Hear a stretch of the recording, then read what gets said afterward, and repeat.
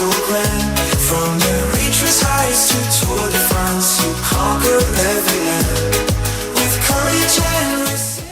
ሰላም ከመይ ተኾኑ ክቡራት ተኸታተልቲ ሲኤም ኤክስትራ ሾው ዕለታዊ ዜና ስፖርት ሒዝና ልኩም ቀሪብና ኣለና ንምክትታልኩም ብኽብሪ ንዕድም ኢሳቅ ብዛዕባ መጻኢው ተዛሪቡ ኤርትራዊ ሹርናዊ ተጻዋታይ ኒውካስትል አሌክሳንደር ኢሳቅ ኣተኩሩ ኣብ ዛጋንታ ገይሩ ምህላው ገሊጹ ወላ እኳ ስሙ ምስ ኣርሰናል ተኣሳሲሩ ይለዓል እንተሃለወ ዝሓለፈ ወርሒ ጥቅምቲ ኒውካስትል ብጉዳይ ውዕል ምስ ኢሳቅ ዝኾነ ርክብ ከም ዘይገበረት ጋዜጣ ዴይሊ ሜይል ኣብ ዓምዳ ኣስፊራ ነይራ ምክንያቱ ዛጋንታ ገና ናይ ልዕሊ 3 ዓመት ውዕል እንከልዋ ሓድሽ ውዕል ከተፈርሞ መደብ ስለ ዘይብላ ማዕረ ኣብ ቻምፒየን ሊግ ክጻወት ዘለዎ ዝቆማታት ቃይ ጋንቱ ኣብ ዛዕባ ኤውሮጳዊ ውድድር ካብ ምስታፍ እንተበኺራ ኣርሰናል መዕረፊቱ ክትከውን ከም ትኽእል ይግለጽ እዩ ኣርሰናል ብደረጃ ዓለም ልዑል ዓቕሚ ዘለዎ ቃይ ወርልድ ክላስ ፎርዋርድ ንምፍራም ዳሳሳብ ምግባር ከም ትርከቡን ይፍለጥ ኢሳቅ ንሃገራዊ ግጥማት ምሳግራዊት ጋንታ ሾውለን ተጠርኒፉሉ ኣብ ዘሎ እዋን ድማ ብዛዕባ እዚ ጉዳይ ኣብ ዝተሓተተሉ ኣብ ኒውካስትል ዕወቱ ወቕቲ ከሕልፍ ከም ዝደልዩ ገሊጹ ንሱ ኣብ ናይ ፆታ ግዜ ኣብ ፍርቂ ወቕቲ ብዛዕባ ምስጋር ተዛሪበ ይፍልጥኒ ሕጂ ግን ብዛዕባ ኩነታት ኒውካስትል ክዛረበ ኣብዛ ጋንታ ብፍጹም ዝኾነ ፀገም የብለይን ዕወቱ ወቕቲ ንምሕላፍ ሙሉእ ኣለዎ ኣተኩሮን ኣብዛ ጋንታ ገይረ ኣለኹ ብዙሕ ዓበይቲ ዕድላት ኣሎ ስለዚ ብዛዕባ ካልእ ዝኾነ ክዛረብ ኣይደልን ኢሉ አሌክሳንደር ቅድሚ 2 ሳምንት ንኣርሰናል 1-0 ኣብ ዝሰዓረሉ ናይ ሊግ ፆታ ነታ ሸቶ ከም ዘመዝገባ ይዝከር ዝወዲ 25 ዓመት ዛጊዛ ዝተሳተፈሎም 9 ናይ ሊግ ግጥማት 4 ሽቶታት ኣመዝጊብሎ ዝርዝር ስም ሕጽያት ሽልማት ግሎብ ሶከር ተዘርጊሑ ዓመታዊ ንብሉጽ ተጻዋታይ ዕድል ሽልማት ግሎብ ሶከር ናይ 2024 ሕጽያት ትማሊ ኣብ ዘርግሓትሉ ድንቂ ተጻዋቲ ክርስቲያኖ ሮናልዶን ሊዮኔል መሲን ተመሪጾም እዛ በኣካያት ስፖርት ዱባይ ዕድል ሽልማት ዝበዝሑ ኣብ ዓበይቲ ሊጋት ኤውሮጳ ተጻወቱ ገዳይምን መንእሰያትን ዘካተተት እያ ብዘይካት ቃይ ስዑዳዊት ክለብ አልናስር ሮናልዶና ቃይን አሜሪካዊት ክለብ ኢንተር ሚያሚ መሲን ብሓፈሻ ዞም 33 ሕጽያት በሊንግሃም ካርቫል ክሩስ ትሮታዝ ወፀ ምባፔ ቪኒሲየስ ቫልቨርደን ሮድሪጎን ሪያል ማድሪድ ሃላንድ ፎደንን ሮድን ማን ሲቲ ሌዋንዶውስኪ ኦልሞኒያ ማድን ባርሴሎና ቻካ ግሪማልዶን ዊርቲዝን ባየር ሌቨርኩሰን ባረላ ካልሃናግሉን ማርቲነዝን ኢንተር ሚላን ሳካን ሳሊባን አርሰናል ሳላህ ሊቨርፑል ሱክማን አትላንታ ቪቲንሃ ፒኤስጂ ኒኮሊያምስ አትሌቲኮ ቢልባኦ አርተም ዶቮቪክ ሮማ ግሪከርስ ስፖርቲንግ ሊዝበን ማርቲነዝ አስቶን ቪላ ኬን ባየር ሙኒክ ግሪዝማን አትሌቲኮ ማድሪድ ከምኡን ፓልመር ቼልሲኦም ዝበዝሐ ድምፂ ዝረኽቡ ሕጽያት ናብ ናይ መወዳእታ ደረጃ ዝሓለፉ ኮይኖም ዕውት መበል 15 ሽልማት ግሎብ ሶከር ከዓ 27 ታሕሳስ ክንገር እዩ ኣብ 2010 ጀመረት ካብ ፊፋ ዩኤፍን ካልኦት ማሕበራት ኩዕሶ እግሪ ኣፍሪጦ ዘለዋን ዛ ሽልማት ዝበዝሕ ግዜ ክርስቲያኖ ሮናልዶ እዩ ተዓዊትላ 6 ሰዓት ናይ ዝሓለፈ ዓመት ዕውት ከዓ ኤርሊንግ ሃላንድ ነይሩ ብዘይካዚ ሽልማት ብሉጽ ሓላዊ ማዕጾ ብሉጽ ኣሰልጣኒ ብሉጽ ክለብ ብሉጽ ወኪልን ካልኦትን ምስ ናይ ደቂ ኣንስትዮ ተመሳሳሊ ሽልማት ኣካለቲ ጽምብል እዮም ራኔሪ ናብ ሮማ ተመሊሱ ናይ ቅድም ዓላም ሮማ ክላውዲዮ ራኔሪ ክሳብ ምዛምዛ ወቕቲ ንሽዱሽተ ኣወርሕ ንዛጋንታ ንምስልጣን ካብ ጥሮታ ተመሊሱ ሳልሳይ እብረ ክዕልማ ብምእዛዙ ትማል ወግዓዊ ኮይኑ ራኔሪ ኣሰልጣን ዛጋንታ ዝነበረ ኢቫን ጆሪች ብዘመዝግቡ ሕማቅ ውጽኢት በቀዳም ካብ መዝነቱ ድሕሪ ምብራር እዩ መንበር ምስልጣን ተቐቢሉ ዘሎ ጆሪች ዓላም ዛጋንታ ዝነበረ ዳንኤል ድሮሲያ ወርሕ መስከረም ድሕሪ ምስጓጉ ንቦትኡ ተኪእዎ እንተኾነ ኪንዩ 12 ግጥማት 4 ዓወት 5 ስዕረት 3 ማዕረግ ክቕፅር ኣይከኣለን ሰሪኑ ወነንቲ ዘሕጉስ ውጽኢት ዘይምዝገቡ በዚ ከዓ ወዲ 73 ዓመት ምኩር ዓላም ራኔሪ ክሳብ ዛ ወቕቲ ተዛዝም ክዕልማ ተመሊሱሉ ዝሓለፈ ዓመት ስፖርት ንካግሊያሪ ድሕሪ ምዕላሙ ካብ ምስልጣን ተኣልዩ ፀንሐ ራኔሪ ፈረማ ካብ 2009 ክሳብ 2011 ኣብ 2019 ከዓ ደጊሙ ብግዚያዊ ነዛ ዋና ከተማ ኢጣልያ ትርከብ ክለብ ዓሊምዋ ነይሩ ብዘይካዚ ራኔሪ ኢጣልያውያን ወነንቲ ዛጋንታ ሓሳባት ምክራም ምክፋሉን ተራ ተዋሂቡ ኣሎ ቀዋም ስልጣኒ ኣብ መላይ ድማ ከተሓጋገዞም እዩ ሌስተር ሲቲ ኣብ 2015-2016 ዋንጫ ፕሪምየር ሊግ ኣክቲርዋ ዝነበረ እዚ ኢጣልያዊ 24 ሕዳር ናብ መራሒት ሰሪያ ዘላ ናፖሊ ተዋዒዙ ብከቢድ ግጥም ስርሑ ክጅምር እዩ ኣብ ዝሓለፈ ክረምቲ ልዕሊ 80 ሚልዮን ፓውንድ ወፃኢ ብምግባር ተፃውቲ ሸመተት ሮማ ካብ 12 ናይ ሰሪያ ግጥማት 13 ነጥቢ ኣዋሊዳ መበል 12 ተሰሪዓ ኣላ ኣብ ሊግ ኤውሮጳውን ካብ 4 ግጥማ 5 ነጥቢ ሒዛ መበል 20 ትርከብ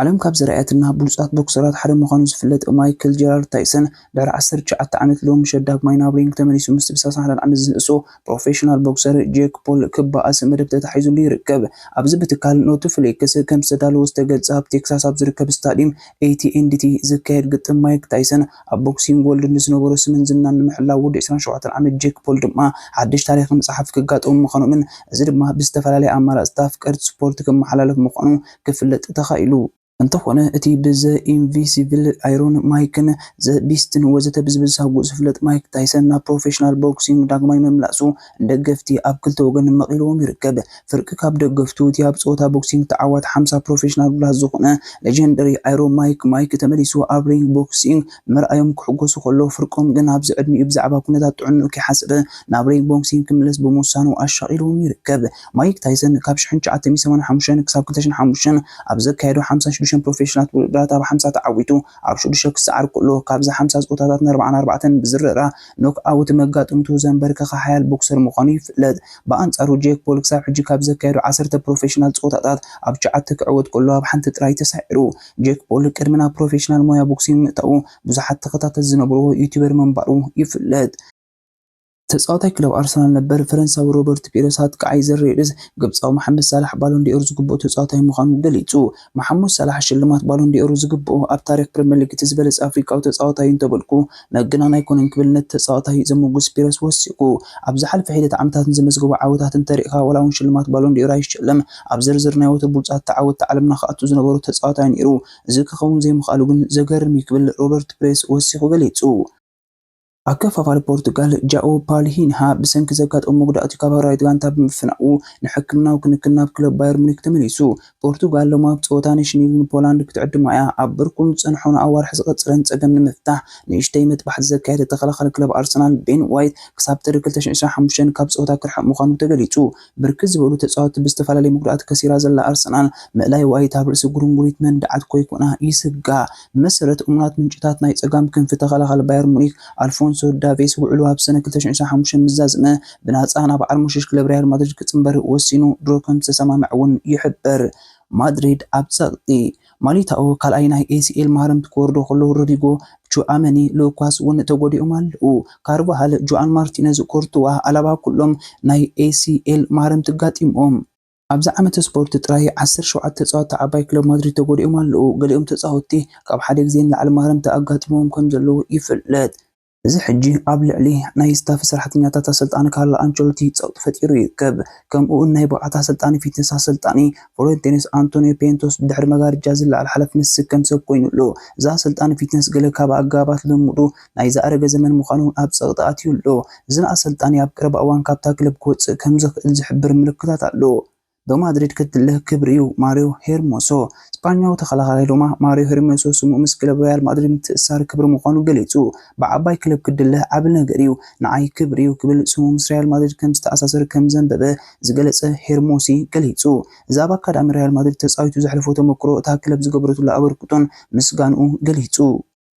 ኮሎምቦል ወርልድ ካፕ ሃገራዊት ጋንታ ኣርጀንቲና ኣብ መጻረይ ዋንጫ ዓለም ደቡብ ኣሜሪካ ተሳዒራ ሃገራዊት ጋንታ ብራዚል ድማ ማዕረብ ብምፍላይ ነጥቢ ተማቒላ። ነዚ ውድድር ትመርሕ ዘላ ሃገራዊት ጋንታ ኣርጀንቲና ኣንጻር ፓራጓይ ኣብ ዘካየደቶ ግጥም 2-1 ተሳዒራ። ሃገራዊት ጋንታ ኣርጀንቲና ካብ ሜዳ ወፃ መጻረይ ዋንጫ ዓለም 2024 ክትዕወት ኣይከኣለትን። ክልተ ካብኣተን ተሳዒራ ኣብ ሓንሳብ ድማ ማዕረ ተፈላለያ። ኣርጀንቲና ኣብ 2023 ካብ ሜዳ ወፃ ኣብ ዘካየደቶ ኩሉ ናይ መጻረይ ጸወታታት ተዓዊታትሉ ምንባራ ይፍለጥ። ሊዮኔል መሲ ኣብ ናይ ኩዕሶ እግሪ ህይወቱ ንሳልሳይ ግዜ ብተኸታታሊ 3 ጸወታታት ተሳዒሩ። በኣንጻሩ ሃገራዊት ጋንታ ብራዚል ኣንጻር ቬንዙዌላ ሓደ ጸወታ ብምክያድ ብናይ ሓባር ዓወት 1-1 ተፈላለያ። ራፊንሃ ንብራዚል መማዕራይ ሸቶ ከምዝግብ ከሎ ቪኒሲየስ ጁኒየር ፍጹም ቅላዕ ረኺቡ ክጥቀመላ ኣይከኣለን። ናይ ምድብ ደረጃ እንታይ ይመስል?